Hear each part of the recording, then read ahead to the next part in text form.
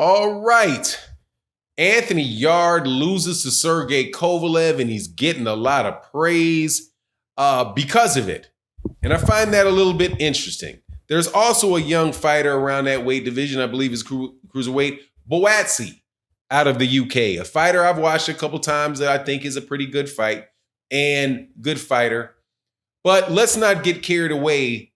If these guys don't fix a problem that they have, they're going to continue to fall victim to the same problem that other very talented fighters from the UK have fallen into. And let's talk about that in this video.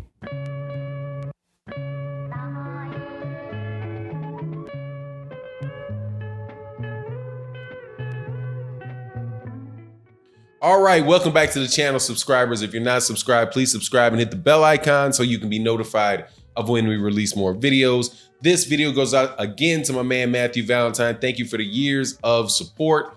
Also, want to thank everybody that the member of the Patreon supports through the Super Chats and the Cash App. Thank you guys so much. You guys are what makes the channel go around. We're going to get this new mic.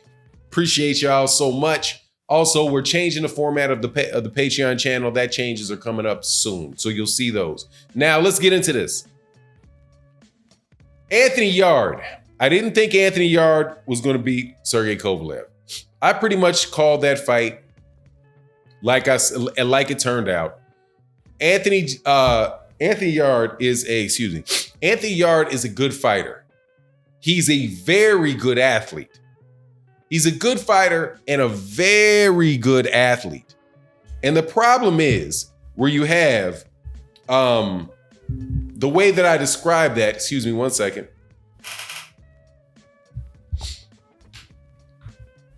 The problem is, and the reason that I say that is he's a very good fighter.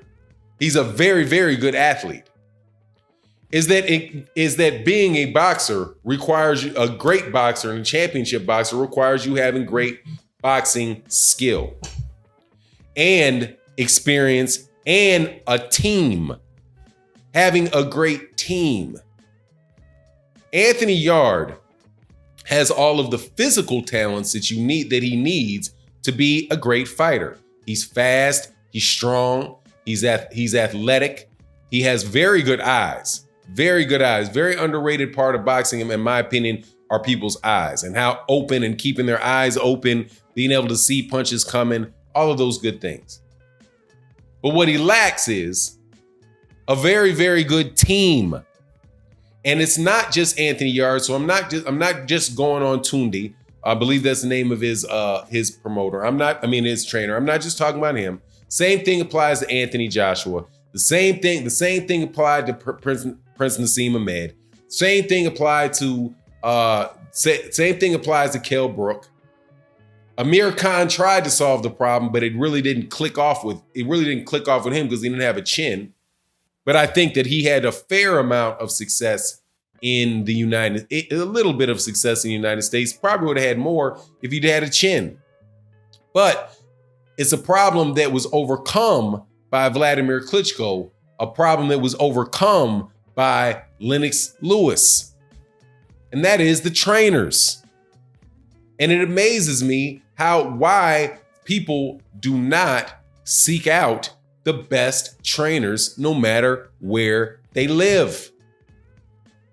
The reason, in my opinion, that Anthony Yarde lost had more to do with lost to Sergey Kovalev, had more to do with as much to do with Kovalev's trainer as it had to do with Kovalev himself.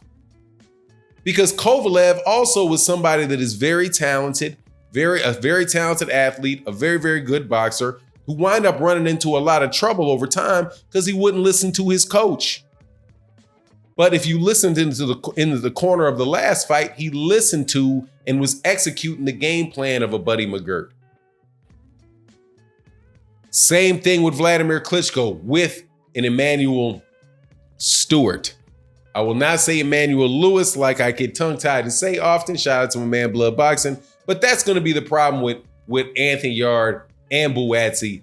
Look, they need to get better. They need to get a team around them that is very, very experienced in championship fights at the highest level of boxing. Not just a very high level, but at the highest level of boxing, because if they don't, they will be beaten by people who have the same amount of talent, the same amount of work, the same work ethic, all those things being equal. They're going to lose to somebody that's trained by Nacho Beristain. Nacho Beristain and Mike and Robert Garcia, these guys are great trainers. They've been in the ring in multiple world-class championship fights. And that's what I think the problem is with Anthony Yarde. That's what I think the problem is, generally speaking, with UK boxing, from what I can see. Same thing, Eddie Reynoso. Eddie Reynoso, that was his first guy in Canelo Alvarez, but you can clearly see the way that Canelo Alvarez fights. The Canelo Alvarez also had a lot of great influence from guys like Oscar De La Hoya. Though I'm not the biggest fan of Oscar De La Hoya in the world out of the ring, cannot deny that was one hell of a fighter inside the ring. Buddy McGirt fought Pernell Whitaker and had Pernell Whitaker say very, very good things about him. Right? These guys, Floyd Mayweather Sr., I know Floyd Mayweather Jim, some people are calling them celebrity trainers at this point in time, but Floyd Mayweather Sr. was a very good fighter, trained one of the greatest fighter, if not the greatest fighter since 2000 of this century, in Floyd Mayweather Jr. I would hope that people in the UK, that these young talents out of the UK could catch on to that. If that means you got to come to the United States and train, you got to come to the United States and train. I think that is a huge mistake that Anthony Joshua is making. Anthony Joshua is training with an amateur coach. I know he was Carl Froch's coach, but what happened to Carl Froch when Carl Froch ran into Andre Ward? That wasn't a close fight. Wasn't a close fight. Best fighter that he had was Carl Froch, and Carl Froch was a good fighter. But when Carl Froch came up against the best American in his weight class, he lost. And he could have fought Andre Ward 4 times. He would have lost 4 times. And I don't think it's just because Andre Ward's an exceptional talent. Andre Ward also has not only Virgil Hunter, but the original trainer of Virgil Hunter. I can't remember what the guy's name is, but the guy's pretty much a legend in boxing in that area of the country. Andre Ward came up with great trainers that were with him and brought him up through the amateurs and brought him into the professionals. I think that's what I really believe that's what these guys are missing. So on Yarde, hey man, it's okay to give the dude credit for having put up a good fight, but at the end of the day, he got knocked out. You know what I mean? You're putting up a great fight until, the ultimate until.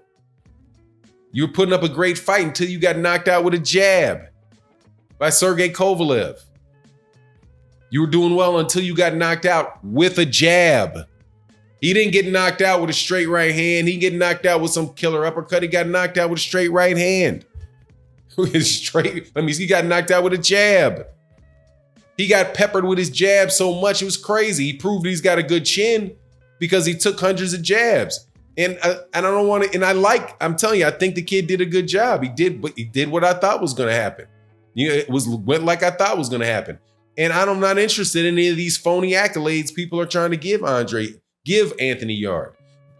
Anthony Yarde landed more punches on Sergey Kovalev than Andre Ward did. Yeah, but Andre Ward won the fight.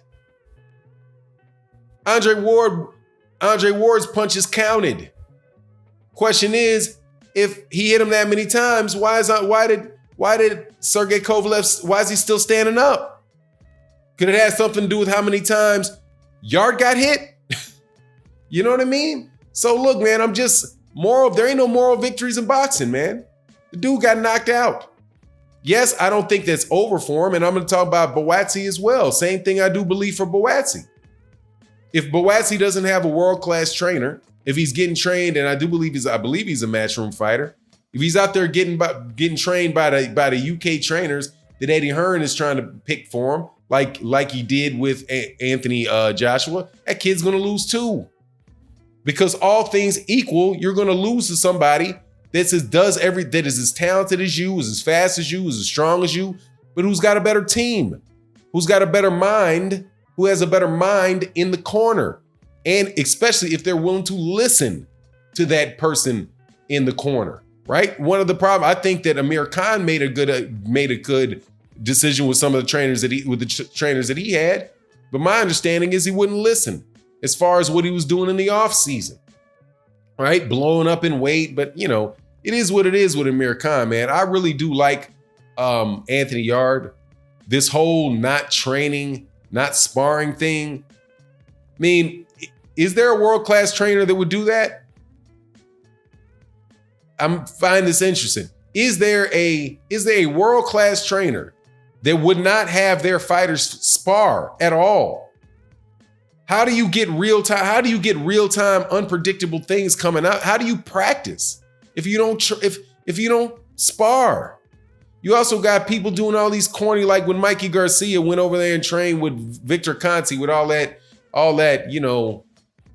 spaceship type of crap he was doing, man. You had Errol Spence and those guys like laughing at him, like, he wound up going out there and get beaten up. There's something to be said about something that is, if it ain't broke, don't fix it.